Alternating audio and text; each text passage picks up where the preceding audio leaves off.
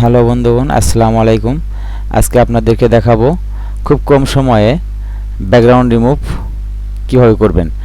কিভাবে ফটোশপের মাধ্যমে যে কোনো ফটোর ব্যাকগ্রাউন্ড রিমুভ করা যায়।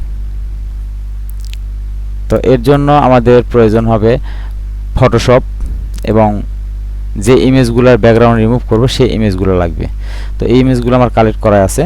আমার ফটোশপটা এখন ওপেন দিয়ে নিই। আমি ফটোশপটা ওপেন দিয়ে নিলাম। এরপর আমি এই ফাইল থেকে নিয়ে আসতে চাই, তো নিয়ে আসবে। তো আমার মনে হয় সবচেয়ে বেটার এটা। এই যে মিনিমাইজ করলাম। মিনিমাইজ করার পর আমি কোথায় কাজগুলো রাখছি, ইমেজগুলো কোথায় রাখছি সেখানে যাব। সেখানে যাওয়ার পর আমি যে ডেস্কটপে রাখছিলাম, এখানে যাওয়ার পর আমার ইমেজগুলো নিব। আমি আমার ইমেজগুলো এই যেগুলা আমি তিনটা ওপেন দিয়ে দেখাচ্ছি।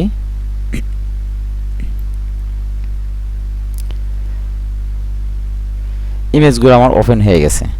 এরপর কিবোর্ডের এফ চাপলে, শুধু এফ চাপলে এই যে বর্ডারটা দেখতেছেন, এই লাস্টের বর্ডারটা, এই যে বর্ডারটা, এটা ছেড়ে দিবে ইমেজটা। আচ্ছা, এরপর আমি করব কি, যাতে ইমেজটা নষ্ট না হয় এই জন্য একটা কপি করে নেব। Background layer all time copy করে কাজ করাটা ভালো, তাতে মূল ইমেজ ঠিক থাকে। এরপরে আমি কাজ করব কি, ম্যাজিক টুল নেব। এই যে ম্যাজিক টুল, এই ম্যাজিক টুলটা এটা নেব। এটা কি শর্টকাট কিবোর্ড হচ্ছে ডাব্লিউ চাপলে অটোমেটিক মানে ম্যাজিক টুলটা চলে আসবে। তো আমি এখন ক্লিক করব, ক্লিক করে দিলাম, অটোমেটিক ক্লিক করে দিয়েছি, যতটুকু ধরে নিছে ব্যাস। এরপরে আমি করব, এই যে মাঝখানে যে ফাঁকাটা জায়গা থাকলো এটা তো আর ধরে নাই। এটা করার জন্য আমি কিবোর্ডে শিফট চেপে এখানে ক্লিক করব, তাহলে এখানেও নিয়ে নিছে। এরপর দেখব এই যে অনেকগুলো আছে, এগুলা ফুটাফাটি আছে, অনেকগুলো গ্যাপ ইনসাইডগুলো আছে। ইনসাইডে শুধু শিফট ধরে এখানে ক্লিক করব, শিফট ধরে ফাঁকা জায়গাগুলোতে ক্লিক করে দেব, তাহলে অটোমেটিক নিয়ে নেবে। এখানে ক্লিক করলাম, এখানে করলাম, এখানে করলাম, এখানে করলাম, এখানে এখানে এখানে এখানে এখানে করলাম,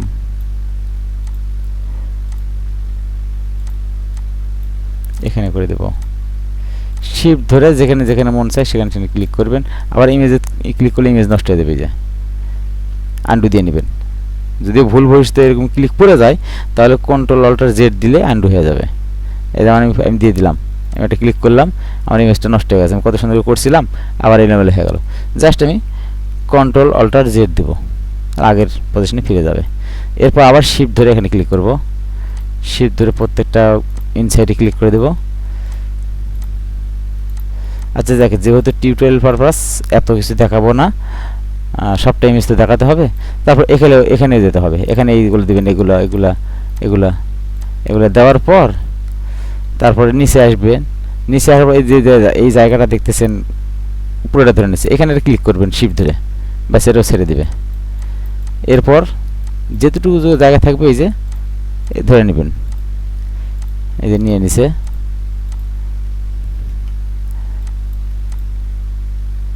ইমেজ কেটে যাচ্ছে, আচ্ছা যাক, ইমেজ কেটে যাচ্ছে যাক।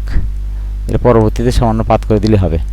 আচ্ছা, এটার পরে আমার কাজ হচ্ছে, এখানে আমি এই লেয়ারটা ফালাই দেব, দিয়ে কন্ট্রোল শিফট আই দিব, তাহলে ইনভার্সটা ছেড়ে যাবে।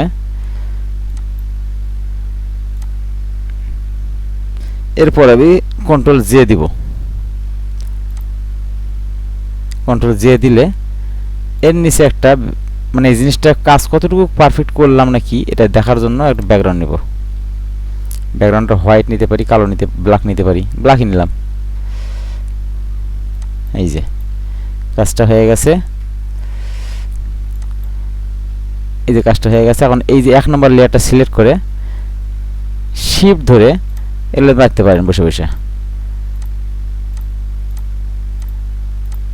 বসে মারার পর এগুলো ফেদার দিবেন, কন্ট্রোল অল্টার ডি।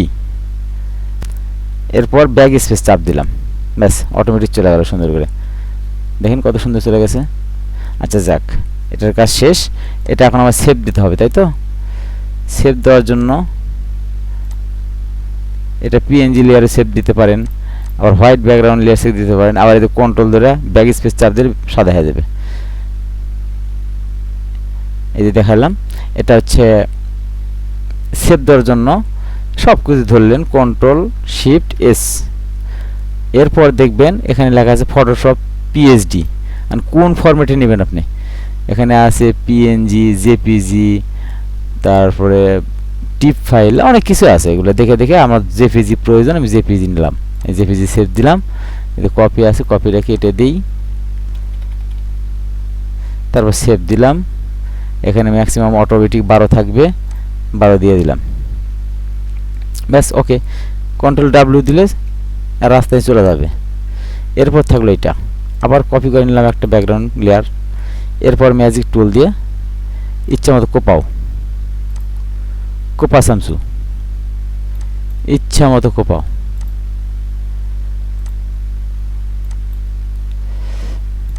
এখানে এসে কাছাকাছি, খুব কাছাকাছি এসে এই শিফট ধরে মারিয়ে দাও। এখানে বাড়িয়াও বাবা, এই যে যেটুকু জায়গা খেয়ে যাচ্ছে এগুলো আবার রিকভারি করতে হবে পেন টুলের মাধ্যমে। আচ্ছা হোক, এটা সবাই করতে পারবে, যারা ফটোশপ নিয়ে কাজ করতে চাচ্ছেন তারা আসলে পারবেন, এইটুকু জিনিস পারবেন। ব্যাস, ক্লিক করার কাজ শেষ। এরপর কন্ট্রোল শিফট আই, এরপর এই ব্যাকগ্রাউন্ড সিলেক্ট করে এটা বাদ, এটা তো ফালাই দেবো, এরকম কাজই নেই। এখানে ফেদার দিই, কন্ট্রোল অল্টার ডি, 05 03 যেটা মন চায়। এরপর কন্ট্রোল ধরে কিবোর্ডের কন্ট্রোল ধরে একটা লেয়ার নিতে হবে, ফাঁকা লেয়ার। এরপরে আমি ব্যাকগ্রাউন্ড দেবো। ব্যাকগ্রাউন্ড কি সাদা দেবো না কালো দেবো? সাদাই দিলাম আমি। এই সুন্দরভাবে হয়ে গেছে। এই যে জিনিসটা খারাপ লাগতেছে দেখতে, তো এটাতে আমি করব কি, পি সিলেক্ট করলে, কিবোর্ডের পি সিলেক্ট করলে পেন টুল চলে আসবে, এখান থেকেই নেব।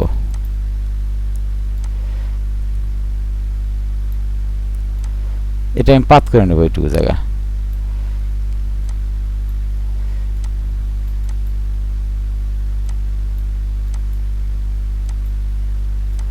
যাতে ইমেজটা বেশি না কাটা যায় এর জন্য পাত করে নেব।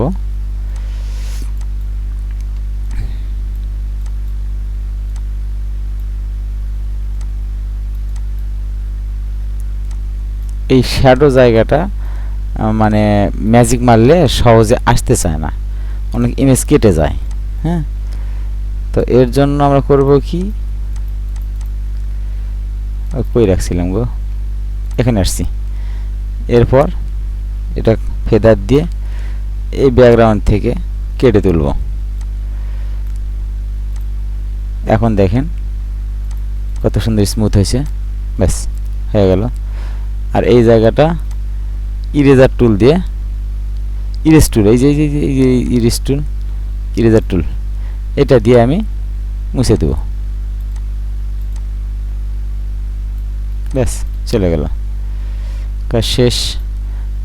এইগুলো আমি আবার সবকটা কন্ট্রোল শিফট এস দিলে এখানে আমার জেপিজি দরকার, জেপিজি নিয়ে নিলাম, সেভ। ব্যাস, এটা ডাব্লিউ দিয়ে ফালাই দিলাম, আরও দরকার নেই। এরপর এইটা একই সেম জিনিস কপি করলাম, ডাব্লিউ দিলাম, ম্যাজিক টুল নিলাম, ম্যাজিক টুল। এরপর এই যে এর তার এক ক্লিকে এসে কমপ্লিট। এই যে মাঝখানে একটা ইনসাইড আছে, এটা মেরে দিলেন। তারপর এখানে আছে, এখানে দিলাম শিফট ধরে ক্লিক করতে হবে, শিফট কিবোর্ডে শিফট ধরে ক্লিক করতে হবে। ব্যাস, কন্ট্রোল শিফট আই,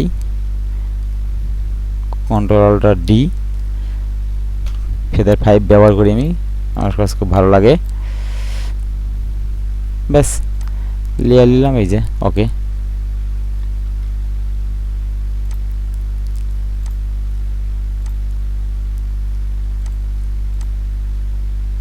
হয়ে গেল।